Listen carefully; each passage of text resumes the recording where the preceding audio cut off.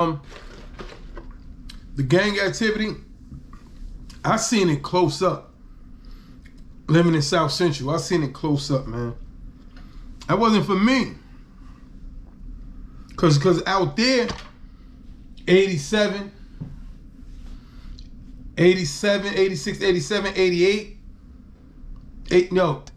Nick, they was dying out there, yo. That shit was crazy, though. That shit was so crazy, right? Now,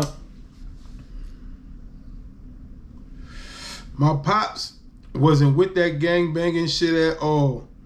I'll tell you that right now. That nigga tell my brothers and cousins, stay the fuck away from the house. Don't come around here with that shit which y'all trying to get everybody killed.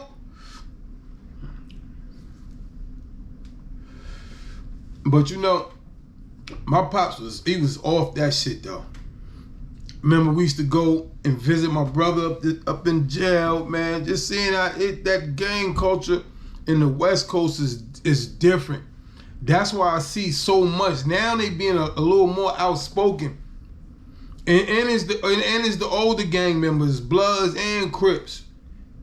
They starting to be a little more active as far as the industry, the streets. And I'm talking about on the positive shit. I could dig that. But I say, as far as in the town with the gangs, man, I just believe that is the wrong ones in position. You need some stronger dudes in position that's gonna guide these kids right, man. I don't see nothing wrong with, you being part of an organization. It's just what you do with that organization. But that's where it come. It gotta be some older niggas that's been banging, that's not active no more, that's doing some constructive shit. It's time for you niggas to come back. It's time for y'all to come back and make an effort to give these young brothers some wisdom, man. Because I know when you get older, well, I'm not gonna say, I'm gonna speak for me. You get older, you grow. You start thinking different. Especially when you done been down the pen, back and forth, missing, being out of your kid's life. That shit right there, that's the real shit. That's that shit that, oh man.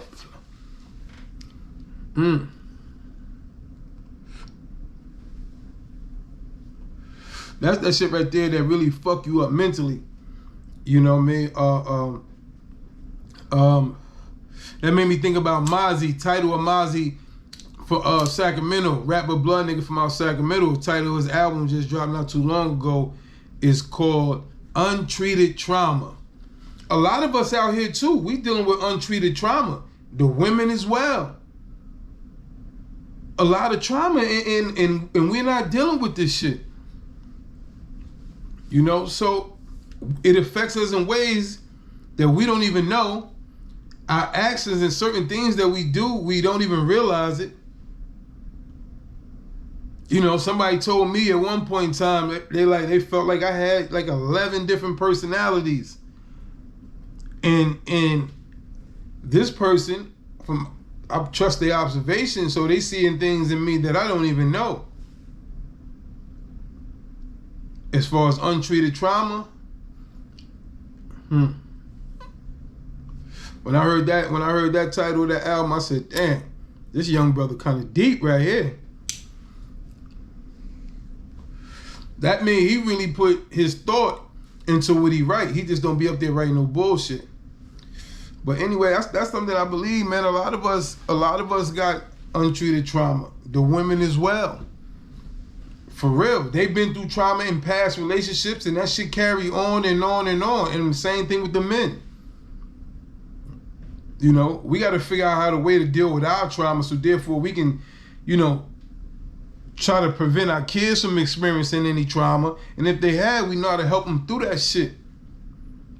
Like me, I'm a believer in communication. So therefore, if I got something to say and things are on my mind, I'm one of them people that don't have a problem with speaking about it. Like I never had an issue with speaking about my feelings. Everybody that know me, they know I'm kind of emotional. So therefore, I'm going to most definitely you know, put my feelings on the table.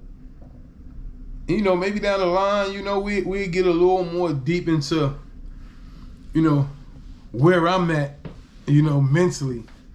You know, I still believe that, you know, I'm still growing. I'm still fighting my way out of certain things, certain traumas.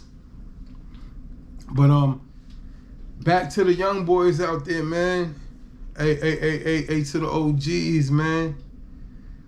You know, see me, I'm not the type of person I'm going to judge nobody. Even if you still indulging as an old head and doing what you got to do to take care of yourself and your family. Listen here, I'm not here to judge nobody. But I know one thing, if you're an older nigga, I know you calm down. So now that calmness, you got to push it down to them kids. You know, I'm never going to promote street shit, but it's just a reality. You know, so we just got to try to push something down to the kids. And, you know, like I say, communication, that's the key. But I just feel like we have to start talking. We have to start talking for real. And that's something that we really haven't been doing or doing with these kids. You feel me? I got some young brothers out of my neighborhood. They doing their music thing. I'm not saying nobody's perfect. Nobody's living perfect. But I'll tell you this though, they doing their thing. They working on their music. You know, you got a little Bam out there doing his thing. You know, like I respect these little niggas though, man, because these little niggas is doing shit that we most definitely was not thinking about. We was hardcore 100% the street. Survival doing it any other way? What? No, we only knew that one fucking way. You feel me? We knew that one way, man. You know? But what I'm gonna do, my man came through, he put me up on this young girl and shit. Thotty shit. The title of this shit is called Thotty shit. I'm gonna get back to the game though in 1 minute though. I'm gonna touch on something with you ladies. But this is Misunderstood.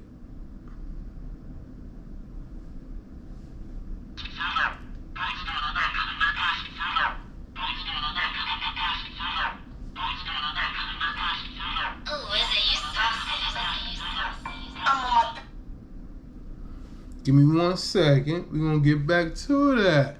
But like I was saying, we just gotta figure out a way, man, with these kids, man. But ladies, this is something I wanna know. Bluetooth mode. When you in a relationship, let me ask you. You may go through little things in your relationship or whatever. But anyway, let me ask y'all this. Is shutting down, not communicating, is it an option for any of you ladies? Or y'all ladies that like to put it on the table? Which one do you think is the best method? Shutting down or communicating?